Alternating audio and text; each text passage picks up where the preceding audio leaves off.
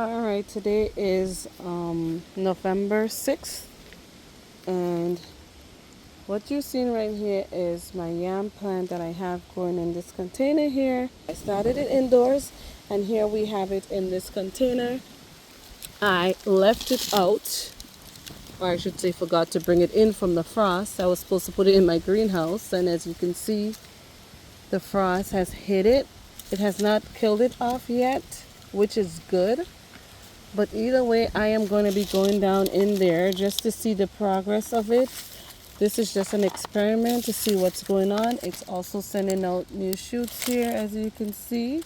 But I just want to see what the results of the root system is, and if it was able to, produce any significant amount of tuber, because that would be the goal for me growing it in the first place. I'm going to pull the tomato cage off. That didn't work. I'm going to remove the tomato cage. And I'm going to pull this up. I did grow some last year in a smaller container, and it did produce some yams. Maybe I'll just get my shears and clip that off. Alright, let's see. I'm going to clip this off so that way I'm not fighting with one hand to do all of this. Okay, there we go. So I just kind of want to see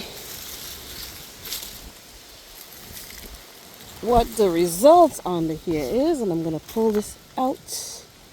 Ugh. And like I said, I planted yams in a smaller container last year. So this year I decided to use a bigger container. Let's see if we have any roots.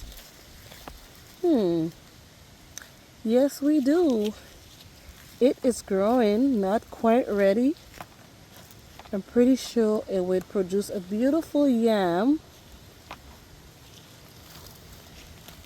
if I was able to keep this in here longer. Maybe I should have taken it indoors, but this is just an experiment.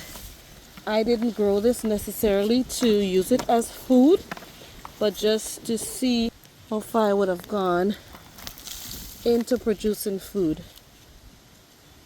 So I would definitely say it's worth it. So see that, guys? I have 3 little yams here. Let me just compare it with the size of my hand, or the size of my finger.